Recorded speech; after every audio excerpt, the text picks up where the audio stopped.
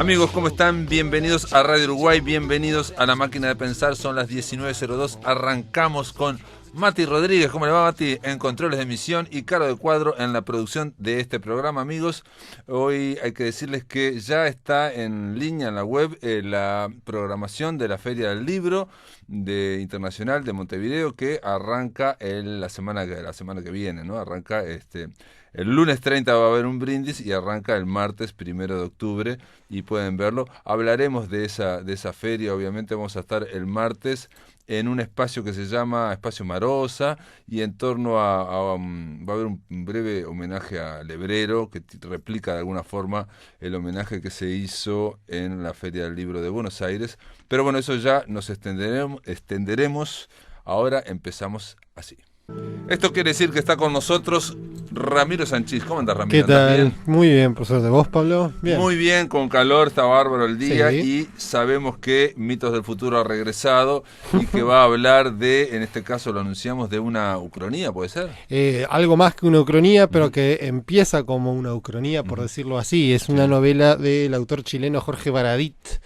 ¿Podemos definir primero lo que es la ucronía? Bueno, definimos lo que es una ucronía. Una ucronía es una narración ambientada en un proceso, un tiempo, una historia que no es la real, una historia alternativa. Una historia alternativa, paralela, ¿no? Claro, digamos, ¿no?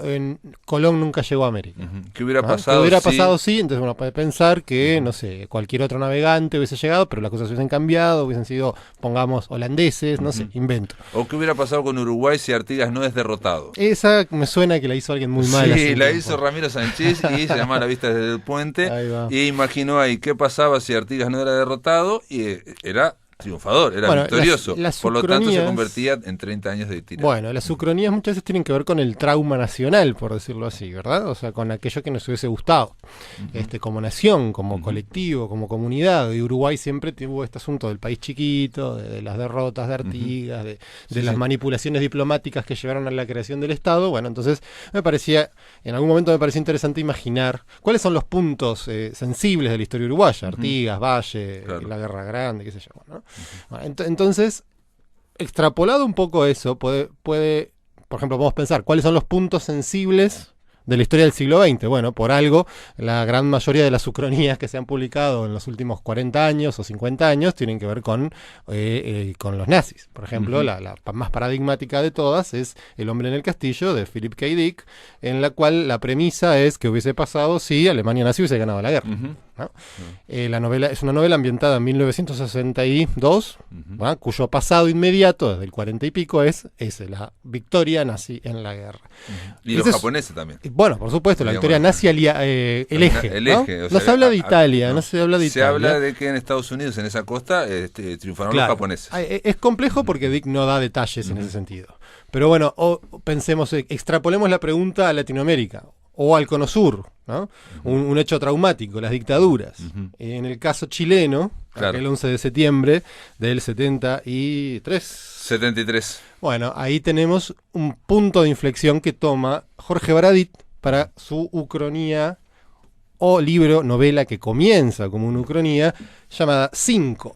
Cinco se plantea una ucronía en la que Pinochet no traiciona, digamos, a Salvador Allende y Pinochet, que era un general, para Allende era un tipo de confianza y que era de todos los militares el que Allende pensaba que era el más demócrata, el único que podía salvaguardar, y lo puso en el lugar más alto, y era el que precisamente el que estaba... Bueno, lo que imagina Baradit, para explicar un poco esa contingencia, es que hay un atentado en el que muere la parte de la familia de Pinochet, y eso lo convence de militar por el lado republicano. Constitucional. Exactamente. Con la Constitución. Bien, entonces el gobierno de Salvador Allende se mantiene como tal, en principio.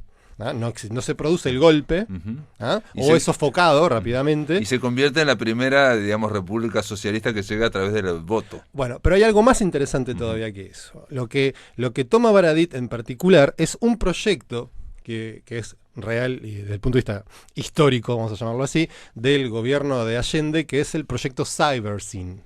Esto lo pueden googlear, wikipediar. A mí me asombró mucho descubrir esto. ¿Que Allende lo tenía? Allende tenía un proyecto llamado CyberSyn que consistía en poner en práctica las ideas de en ese momento más o menos incipiente disciplina de la cibernética, o sea, el estudio de los sistemas autorregulados, por decirlo así, para hacer lo que sería el management del país. Esto es real, no lo inventó Baradit ni lo estoy inventando yo. Muy sorprendente. Muy sorprendente. ¿No?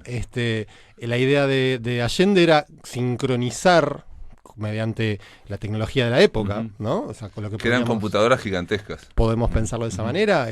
Había procedimientos analógicos también que se vinculaban a las primeras computadoras o máquinas que hubiera en el momento para tener el input, por decirlo así, de toda la producción, fábricas, etcétera, y de algún modo controlar, gestionar la economía exactamente, chilena. Lo cual era un proceso emergente, autorregulado, pero que pasaba por el proceso político de la administración, lo cual desde un punto de vista teórico es un concepto fascinante. Porque, y es la idea un poco también de la economía planificada, o por lo menos... Claro, pero no es verticalista en el sentido soviético, vamos a decirlo así, sino que tiene este componente cibernético autorregulado o... Bueno, da para hablar muchísimo sobre esto. De la teoría de los sistemas también. Exactamente, que es un tema que a mí me fascina y que en esta novela está muy bien planteado. Pero, ¿qué pasa? Imaginemos que ese proyecto se cumple, ¿verdad? Que eso empieza a funcionar, que con los años se va regulando y la economía chilena y el bienestar del pueblo chileno son una maravilla. Ejemplo, distintos países de Latinoamérica o del mundo en general mandan a sus emisarios a averiguar bien cómo está pasando, a ver si se puede importar ese modelo chileno. Ese es el principio del libro, vamos a decirlo así. La protagonista va a investigar esto, va a hablar con los encargados de este proyecto, que ya lleva unos cuantos años. La novela está ambientada en el año 78, o sea que ya lleva al menos 4 o 5 años de implementado el proyecto CyberSyn, que en la novela se llama 5, de ahí viene el título. Hasta ahí tenemos una ucronía. 5, pues, con Y y como decía, fuera de sincronizar. Un pequeño paréntesis, si me permitís. Es muy difícil conseguir este libro acá.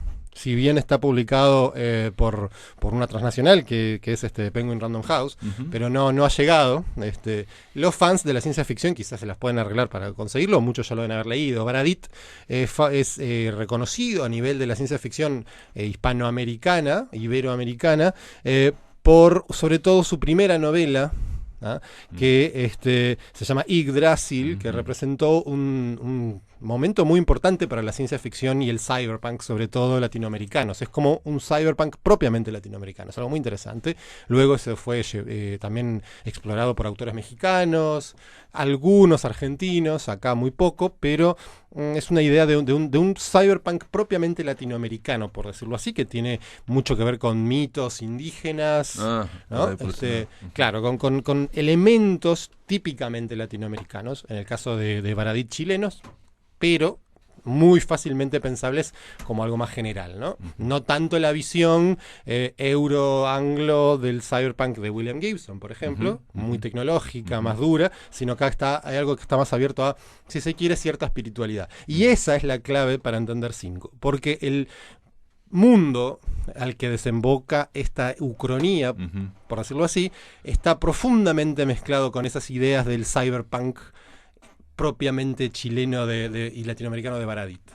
Porque de a poco en la novela vamos entendiendo que ese mundo que creíamos definir como una ucronía, donde esto había pasado así y así, y el golpe y Pinochet y todo, en realidad hay como una suerte de historia secreta de ese mundo, que tiene que ver con la creación, con lo que hay realmente detrás de la creación de este CyberSyn, que es una suerte de golem. O sea, ¿se acuerdan? ¿Te acordás? El homúnculo el homúnculo de la digamos, Kabbalah, o bueno, que es similar al homúnculo de la alquimia. De Praga. El hombre, recomiendo, ya que estamos... El rabino de Praga. Exactamente, como Borges versificó. Pero si a los que les interese la unión del tema cabalístico o alquímico con la ciencia ficción, una serie muy recomendable, 2 series muy recomendables, las 2 tienen que ver con el manga y el anime, son obviamente Evangelion o Evangelion, como se decía por acá, donde tenemos todo un componente cyberpunk de fusión mente-máquina, pero que tiene muchos aspectos relacionados con la cábala y con el hermetismo y lo esotérico. Y el otro es más reciente, es Full Metal Alchemist, que es otro anime, también es un manga que tengo entendido, que es como una ucronía o un mundo paralelo en el que la alquimia es una ciencia dura. ¿No? Entonces se produce todo tipo de investigaciones científicas, por decirlo así, que tienen que ver con los principios alquímicos. Esa es la premisa de la serie. Acá hay algo similar. Lo que se termina por crear a través de esta interconexión masiva de todo Chile es una entidad colectiva. Una suerte de golem o golem músculo. Colectivo. Exactamente. Pero es como si Chile despertara sí, como una entidad en términos de interconexión. Es una idea fascinante. ¿Ah? Bueno, no voy a adelantar, por supuesto, es una idea fascinante y de alguna forma es una extrapolación de lo que es Internet, por ejemplo. Bueno, digamos, claro. digamos, porque, la posibilidad que pueda Internet de salto cualitativo, de conciencia. Un proyecto como el CyberSync de Allende y sus consejeros en ese sentido, claramente se estaba adelantando. Sí, ¿no? obvio. Estaba en la ver, la tecnología de redes ya existía, de un modo precario, pero ya existía. Y a nivel militar. A nivel militar, por supuesto. Todo, no hay un invento, ¿no? Fundamental, adelantado a su tiempo, como suele decir la gente, pero sí nos suena como eso porque pasó a ser parte del acervo colectivo, la interconexión y las redes a fines de los 90, ¿verdad? Por eso, se está adelantando 20 años en un mundo que está cambiando muchísimo y estás apostando, aunque sea unos pesos, a eso, cosa que en América Latina no ocurre nunca. No, pero justamente es algo interesante porque es como una suerte de respuesta de Baradit a la idea de cómo plantear una ciencia ficción en Latinoamérica, donde los avances científicos no son tan palpables, si se quiere, o la ciencia no está tan desarrollada, como en el primer mundo, que es uno de los argumentos que para mí es completamente espurio, ¿no? Pero que se suelen esgrimir contra la idea de una ciencia ficción plenamente desarrollada en países del tercer mundo. No, para nada. Novelas como las de Baradit, si se quiere, pueden venir a comprobar que eso no es cierto, que simplemente hay que traducir. ¿Ah? Aparte, digamos, la ciencia entendida como tal, o los científicos entendidos como tal, hay latinoamericanos, pero en general se van a los países anglosajones, digamos, esa ciencia sí se va para ahí. Digamos, ¿no? Hay circuitos, es obvio que hay fuga de cerebros hacia ahí. Hay capital, hay trabajo en el primer mundo. Pero también hay... Pero eso no quiere decir que desde el acervo simbólico, cultural, uno no se pueda aprovechar de eso. Y eso es claramente lo que hace Baradit. O sea, Baradit toma el cyberpunk, toma estos elementos del manga clásico o anime clásico de los 90, como Evangelion, y lo refunde junto a una gama de saberes de corte tanto esotérico como indigenista o indígena. Pero yo lo que no entiendo es por qué decís que es un golem colectivo. ¿Por qué no decís que es una internet colectiva chilena, por ejemplo? Porque hay todo un elemento en la novela que tiene que ver con esta suerte de proceso alquímico, de proceso creador de una conciencia desde la noción, desde nociones que podemos llamar con un simbolismo propio de la alquimia. El término golem, por ejemplo, él lo utiliza. El tema es que es en un poco punto, de Philip K. Dick también, por supuesto, ¿no? Es la idea de que se crea una conexión o una conciencia en otro. Puede ser el último Philip K. Dick en última instancia, el de a partir de Ubik, o más todavía, a partir de las novelas de los 70, llegando a Sivain, Biobalis y la invasión divina. Hay mucho de eso. La ciencia ficción siempre tuvo una vertiente de trabajar ciertos temas que daríamos por espirituales, ¿no? Aunque en general la gente de ciencia ficción es anti-espiritual para mí. No, pero se puede, a ver, el tema no pasa, me parece, por la convicción de que eso sea real o no, sino cómo trabajar esos símbolos y revertirlos. Arthur Clarke, que dijo, y se lo ha citado hasta el cansancio, toda tecnología que no comprendemos es una forma de magia. Claro, exacto, es así. Sí. Y por eso doy el al revés, de, un indígena ve una computadora y dice, eso es magia. Exactamente, no entiendo, ¿no? Por eso me parecía interesante la comparación con Fullmetal Alchemist, que es una ficción ambientada en un mundo donde esa alquimia, eso que llamaríamos nosotros espiritual, en realidad es tan material como un quark o una molécula. Y bueno, es que la alquimia o digamos, la propia mística son paradigmas de conocimiento de la realidad que no se desarrollaron o fueron dejados de lado por el desarrollo del paradigma de la ciencia. Totalmente. Que empezó hace 300 años y se impuso como único. Exacto. Cuando se sabe que no es el único, son paradigmas de conocimiento. Bueno, por supuesto, el tema con la novela va por ese lado, incluso a nivel de resultados prácticos, o sea, funciona, o sea, digamos, ¿no?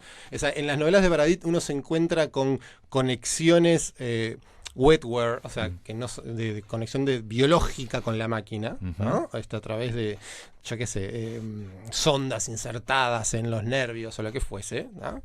Y todo eso termina desembocando en conexiones de tipo alma, ese tipo de terminología, espíritu, ritual, ¿no? Entonces es Que un en mundo general muy particular. Son más rechazadas por la ciencia ficción. Sí, Yo te digo, ¿no? o bueno, o son trabajadas de maneras complejas. Un clásico de la ciencia ficción como Dune, de Frank Herbert, Duna, que dentro de poco va a haber una película nueva, ya hay dos, pero va a haber una nueva, que es indudablemente un clásico de la ciencia ficción. Y si hay algo que es ciencia ficción es Dune. Tiene todo un análisis, por decirlo así, o está profundamente imbuida de pensamiento mesiánico.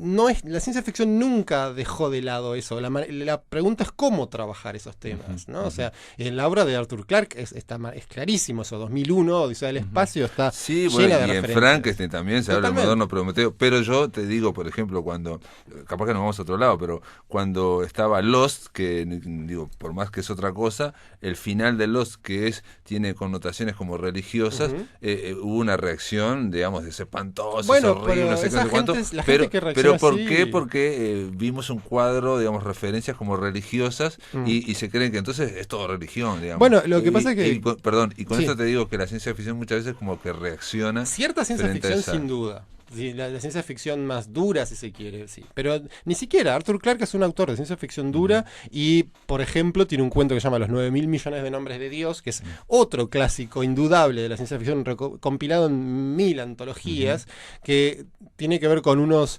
monjes tibetanos, si mal no recuerdo, o no me acuerdo si es en el Tíbet, o un concepto más cabalístico, o lo que fuese, en este momento no recuerdo, que mediante computadoras van compilando por variaciones y combinatoria todos los nombres posibles de Dios. La idea final es que el universo estaba previsto como una especie de mecanismo para generar esos nombres. En el momento en que esos nombres se generan, se termina el universo. Es un cuento de Arthur Clarke, uno de los autores más duros, si se quiere, y es una reinterpretación en clave informática de un concepto cabalista. Claro, Entonces, sí, que es el nombre da vida y el exacto. nombre crea el No universo. necesariamente son dos cosas separadas. El tema es el tratamiento, ¿no? Y eso es lo interesante también en las novelas de Baradit. O sea, tenemos esta ucronía que se va resolviendo en otra cosa. En realidad, yo lo que quería decir es que no son dos cosas separadas, digamos, están hablando de lo mismo, que es lo inconocible, o lo que no se puede conocer por la ciencia, pero que en general la ciencia ficción es como una reacción a todo el saber religioso de miles de años, y cuando se aparece algo religioso, por ejemplo la palabra alma o esto, desenfundan, le sacan el seguro a la pistola. Bueno, determinados fans sí. Desenfundan la pistola, por eso digo. Contra eso no puedo decir nada, porque sin duda que los hay. Digo, a mí me hacía mucha gracia esas críticas a Lost, porque tomaban la idea de que Lost había sido ciencia ficción de principio a fin, cuando fue un montón de cosas. Sí. La ciencia ficción apareció en algún momento, y así como apareció, se fue. Claro, o sea, mucho antes del final, diría Exacto, yo. Pero bueno, Baradit, incluso un autor muy importante en Chile. Es curioso que sea tan poco conocido en Uruguay y quizá en Argentina, porque en Chile es una especie es un superventas, dirías. Él ha escrito mucho sobre historia. Él dijo por ahí que a partir de la escritura de Cinco, que lo llevó a investigar bastante sobre el golpe y todo aquello, se empezó a cuestionar muchas cosas de la historia, y su mayor éxito de ventas hasta la fecha es una serie que se llama La Historia Secreta de Chile, que, bueno, es básicamente eso, lo que dice su título. Narra de nuevo la historia de Chile, atendiendo a los lados más oscuros o vagamente ocultos, los entretelones, y bueno, deconstruyendo el discurso oficial de los próceres de la patria, etcétera, etcétera, ¿no? Es una serie de libros muy interesante que lamentablemente no se consigue fácilmente acá en Uruguay, pero es muy recomendable, del mismo modo que toda la obra narrativa de Baradit, que siempre va por el lado de estas variaciones sobre temas de corte de cyberpunk. En el caso de Cinco que estoy viendo acá, también lo hizo en una versión de novela gráfica. Sí, hay una adaptación posterior. Claro, de novela exactamente. gráfica, ¿no? Sí. Y es un universo al que él vuelve. O sea, uno puede leer otros de sus libros, Yuskuma, por ejemplo, que también tiene que ver con un caso de abducción alien reportada en los 70s, que el gobierno de la dictadura de Pinochet se apropió de alguna manera de ese caso, como de otros elementos de cultura popular medio bizarra de la época. que son, como, ¿cómo puedo decirlo? Son historias, anécdotas que surgen de una profunda investigación, ¿no? O de un profundo interés en la historia del proceso militar chileno. Hay toda una dimensión en Chile también del fascismo y los pro-nazis vinculados con la alquimia y lo esotérico. Está el libro de Gonzalo León que recomendamos, que estuvo en el ciclo Todos Somos Raros y que ahora no me acuerdo cómo se llama, pero es un nombre de un personaje de estos nazis que hubo en Chile. Es interesante cómo la literatura chilena tiene estos monstruos bizarros como Baradit y como Álvaro Bizama, otro escritor, Mike Wilson, que hace poco ha sido publicado y llegaron sus libros acá. Serrano, se llama, la novela se llama Serrano y es la vida de este tipo Serrano que fue amigo de Carl Gustav Jung, de Hermann Hesse, pero también estuvo con los nazis. Bueno, hay una conexión entre el imaginario popular chileno y el esoterismo muy interesante. Yo hace poco estuve en Santiago y me sorprendió mucho ver gente que leía el tarot en la calle, por ejemplo. Sí. ¿No? Pero bueno, eso es otro tema, ¿no? Bueno, muy bien. Quedó presentado recomendadísimo Jorge Baradit, y yo supongo que también se puede bajar o descargar, quizás leer en ebook también, ¿no? Sin duda, para se debe aquellos poder comprar, no por pueden, supuesto. no hay que buscarlo, no es tan fácil, pero ahí está. Gracias por estar en la máquina Gracias de pensar. a vos, Pablo. Muy bien, ahora en la máquina de pensar vamos a darle la bienvenida a un ex columnista, o que por lo menos dejó en suspenso su columna. ¿Cómo andás, Joaquín Doldán? ¿Andás bien? Feliz de estar acá en la balsa de piedra remake. Sí, o reloaded, recargada. La balsa de piedra recargada, vamos a tener 2 bloques. Joaquín Doldán está ahora en CX30 de un programa que se llama... Nos pisamos un poco la bola con Tierra de Nadie. Tierra de Nadie. Un programa que hacemos con Nicolás Falcón. Y bueno, pero y un equipo, es Nicolás Falcón, pero Nicolás Falcón, Sergio Moreira, Mauricio Rodríguez, Ana Soria, que también es actriz de Antígona Ismene. Tenemos un equipo súper lindo de trabajo que hemos logrado convocar ahí poco a poco y la gente se engancha y la radio engancha mucho, que te voy a contar a vos. Está bárbaro, qué bien. Qué bien. Trabajando por la cultura, aparte, que es lo que importa, ¿no? Estamos todos en el mismo barco. Venías para acá también. Claro. Joaquín Doldán, en su área, digamos, en su talento como dramaturgo, director teatral y escritor, y hiciste una versión de Antígona Ismene que en su momento ya la habías comentado acá. Claro, pero, ¿no? te conté que estaba en eso. Sí, te conté que no estaba sé en si eso. En la radio, en el aire o afuera. Pero claro, puede ser que haya sido en la radio, porque yo estoy hace un año y pico... Con la Antígona, en realidad la idea de hacer una versión de Antígona fue de Natalia Lambach, la actriz. Ella estaba con que quería ser Antígona. Recibía un mensaje cada 2 días en España de ¿cómo vas con Antígona? Yo no había ni empezado. Y bueno, pero empecé a investigar la historia y fui a ver muchas versiones de teatro allá en España de Antígona, una obra que se había hecho 10.500 veces. Antígona sí, aparte es una de las obras como más antiguas. Hay un libro de Steiner que yo una vez lo intenté leer y empieza a hablar de las versiones y versiones, no se sabe hasta y aparte de está dónde enganchada aparece, con Edipo Rey, que yo ni me acordaba eso. Es investigar. Hay una obra intermedia que se llama Edipo en Colomo, que está muy buena, que habla de lo que pasa con Edipo después de Edipo Rey y antes de Antígona. Y bueno, todo lo que pasa con los hijos de él, ¿no? Con Antígona Ismene, las hijas. Ismene es menos conocida. Yo la conocí a través de una escritora que se llama Verónica Dauria, que un día me dijo que ella es docente en la Facultad de Humanidades y planteó que el tema no era por el tema del feminismo de Antígona, que es la que desafía la ley, sino el problema en América Latina es las Ismenes. Las Ismenes, claro, está buenísimo. Y ahí yo me enteré, ¿qué son las Ismenes? Y claro, es la hermana Antígona que está de acuerdo con Antígona, pero no se anima. Claro. No se anima. Y dice que Ismene nos representa más. Dice. Claro, es verdad. Y a mí fue lo que me fascinó. A mí, mira, de la obra me fascinaron 2 cosas. Primero, que Antígona tenía un montón de puntas por donde atacarla. Una era justamente el hecho de que no todo lo legal es correcto y no todo lo correcto es legal. A mí es el subtítulo de la obra. Ese es el subtítulo de la obra que está extraordinario. Y me gustaba mucho el desafío que implica eso. Pero después estaba buenísimo, a mí me gustó mucho la parte más familiar, más del micromundo, de la relación entre los hermanos. Yo tengo 2 hermanas mayores, y yo no concibo el mundo sin mis hermanas. Y la relación de nosotros siempre fue hermosa y tirante al mismo tiempo, porque la relación entre los hermanos es como complicada, ¿no?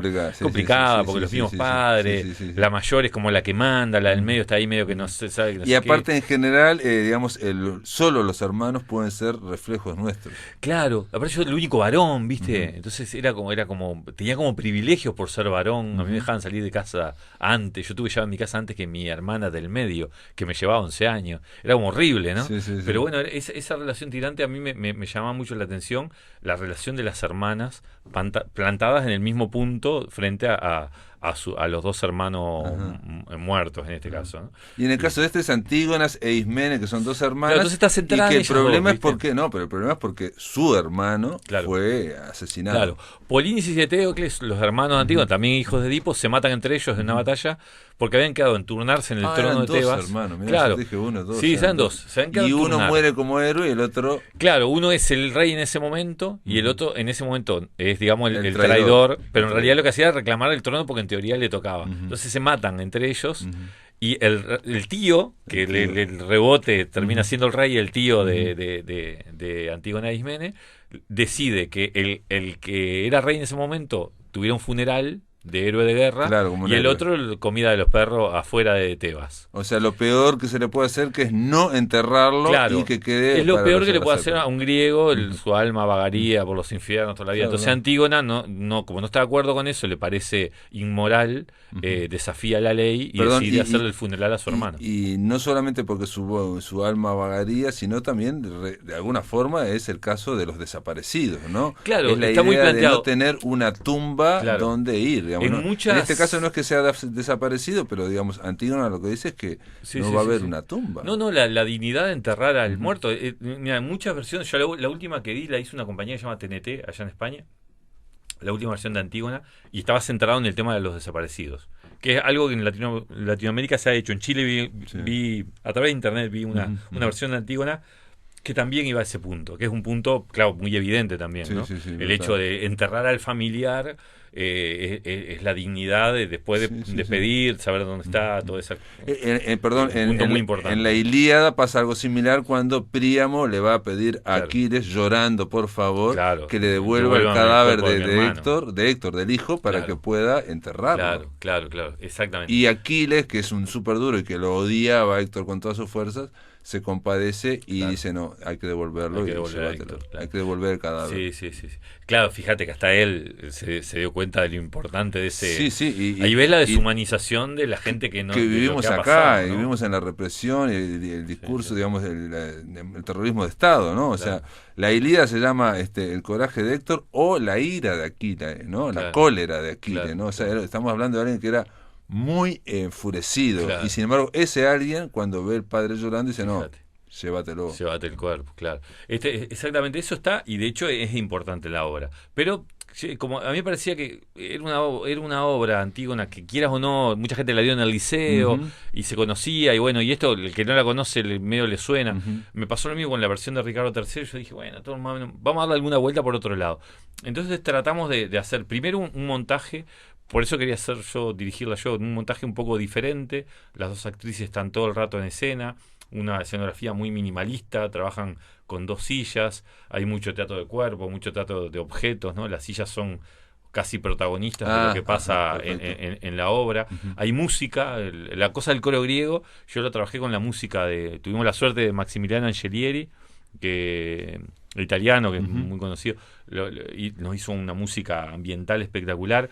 Ana Soria, la actriz, también es cantante, entonces cantan un par de temas que también funcionan como coro griego. Entonces una obra que tiene momentos musicales que colaboran mucho con la historia, y un despliegue actoral que vale la pena. Estoy muy contento con el trabajo que han hecho las dos. Está Natalia Lampach también, que ya ha protagonizado varias obras tuyas. Sí, claro. Natalia, lo que me gustó con Natalia era que la primera vez, digamos, de las 2 horas anteriores que yo le escribí, que es la primera vez que el tema de tener síndrome de Down no importa, no aparece. Que no es relevante para el personaje. Para nada. Perfecto. No tiene nada, ni se menciona el hecho. Y el juego sí está en el hecho de que son 2 actrices, 2 protagonistas muy distintas en sus características físicas inclusive, con acentos distintos, con formas de hablar distintas, con las 2 personas más diferentes, y el desafío era lograr actoralmente que esas 2 personas totalmente distintas fueran hermanas y fuera creíble que funcionen como hermanas. ¿Y cuál es Antígona y cuál es Ismene? Natalia hace Antígona y Ana Soria hace Ismene. Aparte ese era también era eso, la que parece más frágil, porque Ana Soria, la gente cuando la vea se da cuenta, es alta, grandota, está llena de piercing, tiene la cabeza rapada, porque aparte es una militante feminista de primera línea, que para mí en cierta forma fue un honor que aceptara hacer la obra, porque me parecía que el tema feminismo puede ser tratado sí, o sí, muy maltratado. Está atraviesa todo, sin duda. Y ella le encantó, o sea que fue digamos una luz negra muy muy importante para ver que fuera de verdad lo que decía la obra. Y Natalia, que tiene un aspecto de más fragilidad, ¿no? Por sus mismas características. Pero y sin embargo, en aquella obra también Antígona, que yo vi la de, ¿cómo es? La de ¿qué viste? Castigo del cielo. Castigo del cielo. Hacía de Dios. Hacía de Dios y en un momento se ponía firme. Claro. Sí, pues a mí me gusta mucho esa historia. Aparte, pasaba de algo como angelical y después se ponía firme. Se ponía firme, claro. Sí, pues yo en Castigo de Dios yo quería que ella hiciera el Dios del Antiguo Testamento. Viste que era como más cabrón, más colérico. Que era más que rompía todo cuando se calentaba. A mí me gusta, no es que me caiga bien, pero ese Dios me hacía como más gracia que el otro, que era más como una cosa tan bondadosa que al final no sabe bien. Entonces yo le había pedido ese tipo de Dios. Y en este caso, claro, era Antígona, tiene esa firmeza, pero a la vez tiene cierta fragilidad. Y le pedí, que era algo bastante difícil, que por suerte yo creo que está bastante bien logrado. Viste que Antígona es una tragedia, viste las tragedias griegas, se muere todo el mundo. Un detalle con Antígona que es que, te digo, una de las visiones, ¿no? Es que Antígona, como decís vos, lo legal no siempre es lo correcto y lo correcto no siempre es lo legal. Y entonces como que en Antígona, un día hablando con Henry Trujillo, me dijo estas palabras, me dijo, el tema es que Antígona nos pone frente a qué pasa cuando la ley o la sociedad, digamos, ¿no? Quieren una cosa y vos sabés que eso no es correcto, ¿no? ¿Y qué es lo único que podés ofrecer frente a eso? Dice Henry, me dice, es el cuerpo. Claro. Y el cuerpo es a sacrificarte. Claro, Vos, es el sacrificio. ¿no? Es el sacrificio para ponerte, ¿viste? El parar el pecho con las balas, ponerle y con eso dar tu mensaje, que es lo que hace Antígona. La primera frase de la obra es estamos a punto de ver una tragedia. O sea, esto termina mal. Ya sabemos que termina todo mal, se muere todo el mundo, se muere hasta el acomodador del teatro. No va a haber un final feliz. Nada, ya sabemos. Entonces yo quería como descomprimir eso y que hubiera momentos como casi de humor. Entonces yo quería que Antígona pudiera tener ese juego de que por momentos casi se burlara, porque hay como una especie de juego temporal muy circular donde todo ya pasó y lo recuerdan y lo cuentan y hay como una cosa circular. Entonces un actor de España me lo dijo hablando de otra obra de Alfonsina Storni que estrenaron ahora en agosto ya, que lo que le gustaba de la obra era la impunidad de los muertos, le llamaba. Claro, el tipo que ya se murió, ya puede hablar y mirar la vida de una forma con un poco más de descontractura. Entonces es un poco el rol que hace Natalia, que la verdad que está fantástica en la actuación, y Ana también hace un despliegue. Las dos están todo el rato en escena. Es una obra relativamente corta, dura unos 50 minutos. Vamos a hacer un corte, ¿te parece? Vamos a hacer un corte, amigos. Estamos conversando aquí en La Máquina de Pensar con Joaquín Doldán, que es el director teatral y el responsable como dramaturgo de hacer la versión de Sófocles, Antígona de Sófocles, Antígona e Ismene, protagonizada por Ana Soria y Natalia Lambach, que se va a estrenar el 6 de octubre en Espacio Teatro. Esto es en Mercedes 865, esquina Andes, ¿no? Sí, verdad, el Sodre, a media cuadra del Sodre. Amigos, continuamos en La Máquina de Pensar. Estamos conversando con Joaquín Doldán sobre Antígona e Ismene. Es una obra de Sófocles que está versionada obviamente por Doldán y que está protagonizada por Natalia Lambach y por Ana Soria, y se va a estrenar el 6 de octubre en Espacio Teatro, ahí en Mercedes 865. Va a haber, ¿qué días va a ser eso? Son los domingos de octubre, menos a las 7:30 de la tarde, menos el de las elecciones, el último domingo. Después tenemos una fecha, creo que va a ser el 4 de noviembre en el Florencio Sánchez del Cerro. Y después ya el año que viene seguramente giremos por ahí, lo ponemos en varios lados. Por el interior. Y una pregunta, digamos, desde el punto de vista, porque yo, las que vi tuyas, en general no tenés un despliegue escenográfico. Sí, a mí no me gusta, a mí me gusta el teatro, a mí lo que me encanta del teatro es ver gente actuando. Entonces a mí todo el otro me sobra un poco, me molesta, me incomoda. Entonces yo prefiero centrarme en la actuación y en la historia para contarme. Para mí el teatro me seduce por esas dos líneas. Y cuando funciona sin nada, digamos, con lo mínimo, es algo hermoso. Es mucho más lindo. Cuando el suma hay un elemento, como pasa acá en las dos sillas, pero a veces son elementos grandes. Pero me refiero a escenografías que cuando están esas escenografías grandes, de donde se hace, estamos en una sala y está la sala, vemos toda la sala. Claro. Eso implica también que después no se puede hacer en otros teatros. Exacto. O es difícil de ir al interior. Y yo creo que que el teatro, inclusive a nivel como producto cultural, a la hora de hablar de producciones culturales, los actores, las actrices ganan tan poco que yo, si hay dinero, yo le dije a ella, el dinero que consigamos yo prefiero repartirlo entre el elenco antes de gastarlo en que haya una piedra que simbolice la ley del hombre, ¿no? Me parece que también, por lo menos el teatro que yo aprendí, y lo aprendí en España además, a trabajar, en un teatro que se centraba en las historias, en los actores y las actrices, y no tanto en los fuegos artificiales.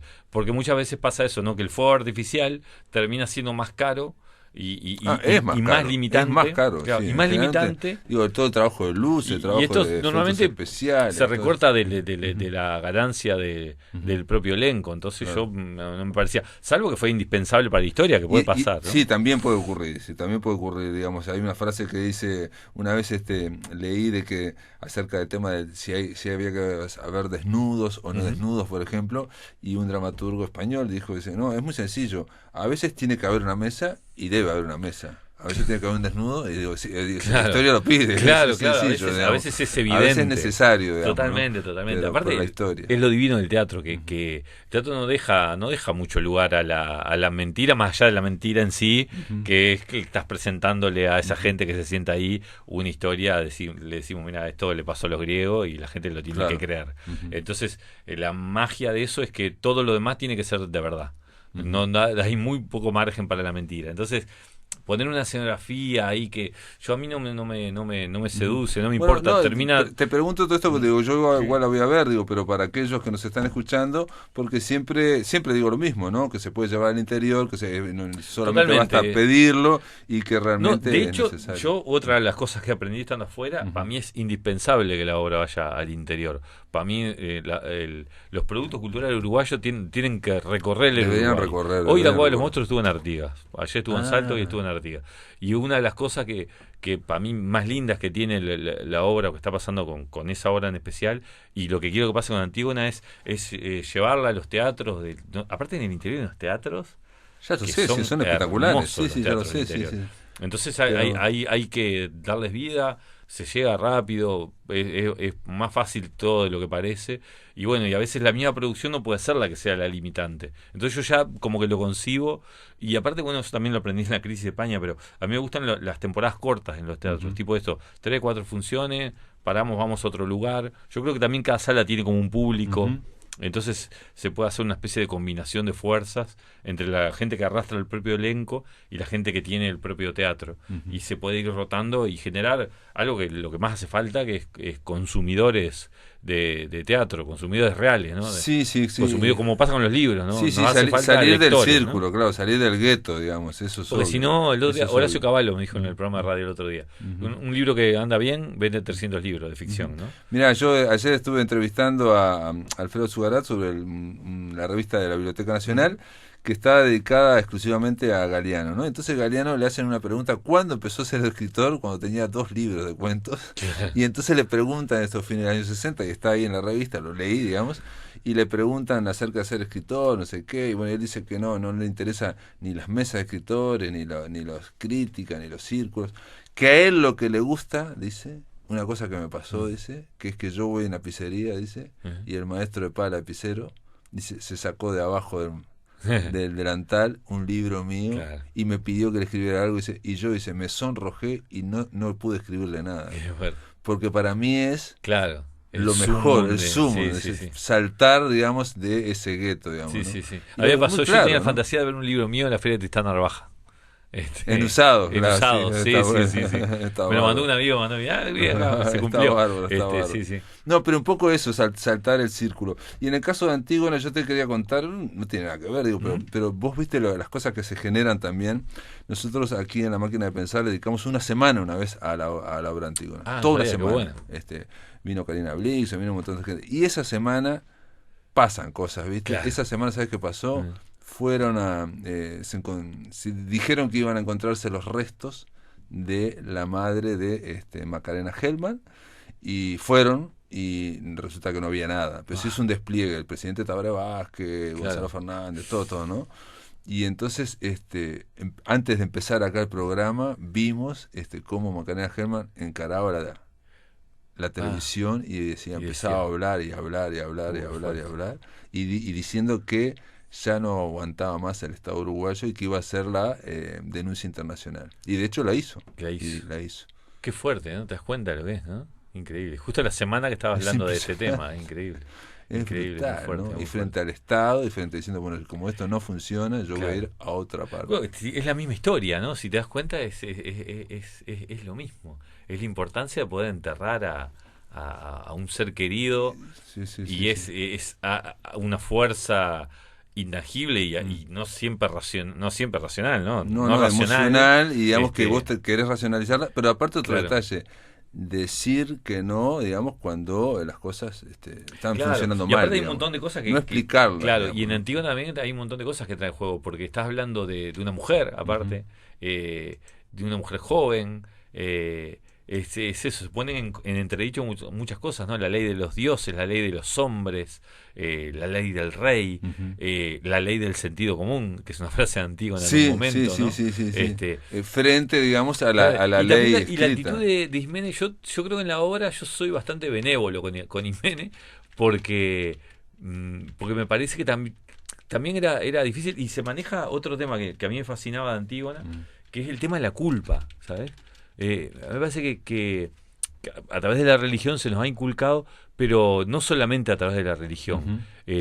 Casi que funcionamos por culpa, hacemos muchas cosas por culpa. Vamos a trabajar porque te enseñan que ganarás el pan con el sudor de tu frente. Eso es religioso, pero fuera de la religión también te enseñan que el trabajo dignifica. Sí, o de que tenés que producir, y si no estás produciendo, entonces sos inactivo. Entonces pasarla bien es como el ocio, ¿no? Exacto, el ocio. Y que ese es lo contrario del negocio. Claro. Entonces estamos en el capitalismo, y digamos, el que se dedica al ocio. Al ocio, y se confunde ocio, entretenimiento y cultura. A veces nos meten en la misma bolsa, tiempo libre, ¿no? Vos ves en el diario, decís, tiempo libre. Es increíble. Tiempo libre. Antígona e Ismene. Yo digo, bueno... En realidad tiempo libre es gente que trabaja de eso no, pero aparte, digamos, el tiempo libre es necesario como espacio interior para cada uno de nosotros para hacer un poco más, ¿no? Si no, somos máquinas para trabajar, pero aparte, y dormir y volver a trabajar. Es alevoso, que es un invento que te meten en la cabeza el tiempo libre, el año sabático, son todos inventos para que la máquina funcione y para que puedan producir o sea, es tremendo, pero lo tenemos tan metido que funciona la culpa. Vos realmente, o sea, vos te ha pasado, pero yo te a sentirme mal porque estaba no haciendo nada. Claro. Tirarte en un sofá a no hacer nada, te parece que efectivamente es no hacer nada. Cuando en realidad capaz que estás descansando o estás pensando. Estás pensando. Yo tenía un amigo que se enojaba, que a veces me llamaba a mi casa y le decía, ¿qué estás haciendo? Yo le decía que estaba pensando y se enojaba. Ah, sí. Me decía, ¿cómo estás? No estás haciendo nada. Digo, no estoy pensando. Dice así. Claro, pero es verdad que yo a veces... Pero es un momento de introspección, de dejar pensando. Claro, que no es tan fácil eso que estás diciendo, porque está el aceleramiento que hay, que estamos todos haciendo muchas cosas. Y lo que te digo, tiene que ver con el tema de la culpa, que yo creo que en Antígona y en Ismene en particular se maneja mucho, ¿no? Se maneja mucho de la culpa, el hecho de vos haces, te sentís culpable. No haces, también te sentís culpable. Y en el caso de Antígona e Ismene también a nivel político, porque Ismene está de acuerdo con Antígona, pero lo que no está de acuerdo también, porque es un personaje muy complejo, Ismene también. Muy complejo. No es solamente la que tiene miedo y que no. Ella le discute a Antígona que su estrategia o lo que ella quiere hacer es la muerte. Y ella está por la vida, digamos, ¿no? Claro, fíjate qué detalle, ¿no? Porque uno lo dice tontamente o rápidamente el hecho de decir, es por miedo. Pero no, por miedo real. Pero aparte dice, todos tenemos miedo a morir, por ejemplo. Y Antígona le dice en un momento que ella también tiene miedo, pero lo supera. Claro, pero tenía razón en tener miedo a morir. Porque de hecho, aparte después, a raíz de esto, se muere gente que no tiene nada que ver con el episodio. Porque el prometido de Antígona, cuando la encuentra muerta, se mata. La madre, cuando el hijo del prometido, o sea, la suegra de Antígona, también se mata. O sea, por eso te digo, se muere hasta el acomodador del teatro. Hay una cadena de tragedia. Y a Ismene, que yo buscando un poco, tampoco le va bien, en el futuro también la matan. O sea, no la matan por ese episodio, pero al poco tiempo. Y también digamos, pero estos son, digamos, obviamente visiones, como toda esta cuestión de los mitos griegos. es interminable, ¿no? Pero también está la idea de políticamente hasta qué punto uno va solo con sus principios y Claro. muere con las botas puestas, También. o trata de, digamos, avanzar Sí, mínimamente, negociar un poco en fin, no sé qué. con la realidad. Y también está negociar. otra cosa que está buena, que yo lo até mucho, sobre todo ahí con una especie de prólogo en la obra con Edipo en Colomo, la obra anterior, y con Edipo Rey, ¿no? La obra todavía anterior, porque el vínculo es muy directo, es casi la misma historia. Y a mí me gustaba mucho el tema de Edipo, porque me parece que, o sea, supuestamente todo lo que pasa con los hijos de Edipo, toda esa cantidad de muerte, era porque Edipo los maldijo al morir. Sí, sí, la No maldición. está tan claro que los maldijo, porque hay una cosa... O no, o es la maldición de él, ¿no? La maldición de él, que la propia que sigue. claro, y él, pero él en un momento, en Edipo en Colomo, en esa obra menor que hay entre Edipo Rey y un poco se dice en un momento, ¿no? Que Edipo dice, bueno, pues tampoco fue culpa mía lo que pasó. Claro. Que tiene razón, si vos pensás, sí, digo, sí, el tipo no se casó con la madre y tuvo hijos con la madre Sí, sí, a sí, propósito, sí, no sí, sabía. Entonces también tiene que ver el tema de hasta dónde uno se para frente a las decisiones del otro con perspectiva de inocencia, de empatía, ¿no? Y voy a suponer, este tipo hizo algo que para mí está mal. Voy a suponer que no está mal. A ver, ¿por qué lo hizo? Vamos a tratar de entenderlo. Sí. ¿Qué pasó? ¿En qué contexto tomó esa decisión? Inclusive una decisión capaz que es equivocada o De todas formas, controversial, ¿no? cuando yo dije también de que Antígona está con sus principios y va a la muerte frente a Ismene, que intenta negociar o buscarlo políticamente, lo que está brillante de Antígona es que no nos pone que Antígona fuera, por ejemplo, como Gandhi, que está perfecto. Uno analiza a Gandhi y no puede estar en desacuerdo. Claro. Antígona te la pone tan humana en Claro. su momento que ella misma muestra sus luces y sombras. Sí, tío, duda continuamente Sí, y sufre. Sí, Y a sí. mí me gusta mucho por eso la perspectiva de las hermanas, porque son dos hermanas que se quieren. O sea, no pierden el amor, No. el amor fraternal. Sí, sí, que es sí. algo que también yo creo que Es pasa un reflejo mucho. uno de la otra. Es Yo un creo reflejo, que pasa mucho en los hermanos eso, ¿no? Ujú. Hay como esa especie de cosa con los padres, de competencia y de tirantez, y pasa mucho sobre todo cuando los padres envejecen, que hay que tomar decisiones a veces Claro. muy complicadas y que los hijos es muy difícil estar de acuerdo frente a esas decisiones. Te ves en esa... Porque vos querés a tu hermana, la persona que en este momento la estás odiando. Discrepás muchísimo. Discrepás muchísimo. Y, La querés, te criaste juntos. Emocionalmente, sí. Y yo insisto con que, digamos, son las únicas personas que son originadas de los mismos padres, están en la misma altura los dos, por más que sean mayor, menor. Sí, Y entonces cada una refleja y eso está estudiado, digamos, refleja la otra y compensan. Una, digamos, realmente es lo contrario del otro y viceversa. Y genera mucho, viste que la competencia entre hermanos también es muy como dura, porque a todos nos va distinto en la vida normalmente. Exacto, y el espejo vos te ves al revés. Vos cuando te ves en un espejo, levantás la mano izquierda y el otro levanta la derecha. Totalmente. Es así. Yo, una de mis hermanas que tiene 3 hijos, los 3 hijos son las 3 personas más diferentes que yo conocí en mi vida. Y yo decía, increíble, como de los mismos padres pueden salir 3 personas tan distintas. Porque una vez cuando conoce un hijo, le busca el reflejo de los padres en la crianza. Y yo digo, ¿qué diferencia puede haber? Aparte, 2 son mellizos. ¿Qué diferencia puede haber entre estas 3 personas que se criaron casi de forma simultánea por las mismas 2 personas en el mismo contexto familiar y todo? Y sin embargo, son 3 personas extremadamente distintas. Está estudiado. Yo te voy a pasar después artículos, digamos, del tema de la sombra que he leído hace no tanto, en donde te dicen que un hermano se hace idealista, bueno, entonces el otro es recontra materialista. Uno anda volando, entonces el otro es totalmente práctico. Y eso está hecho porque hay como una especie de compensación y de reflejo. Claro. Bueno, en el caso de Antígona e Ismene es claramente así. Es claramente así. Igual y Sófocles no sabía nada de Jung ni nada de eso. Exacto. Era todo un desafío igual que fuera creíble que fueran hermanas, estas 2 mujeres, ¿no? Porque aparte hasta físicamente no hay persona más distinta que Natalia y Ana.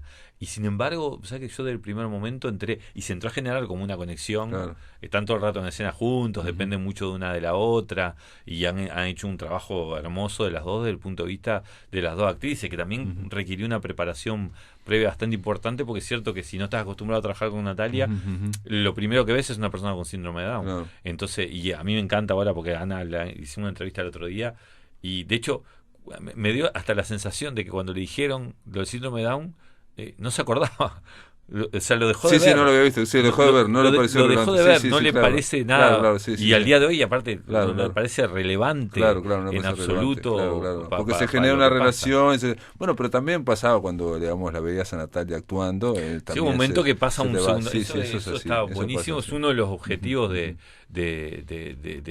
digamos el teatro llamal inclusivo, que en definitiva lo único que hace, o pasa un poco con Nicolás con el tema de su labor en prensa, ¿no? Llega un momento que ya no te acordás claro. Que tiene parálisis cerebral, no importa frente a sus características. Sí, cuando comenta, ¿no? todo y cuando tiene esa memoria impresionante. Claro, ¿no? le vivo preguntando todo, sí, que parece que tiene una agenda en la cabeza. Sí, parece que tiene una Wikipedia Claro. en la cabeza, sí.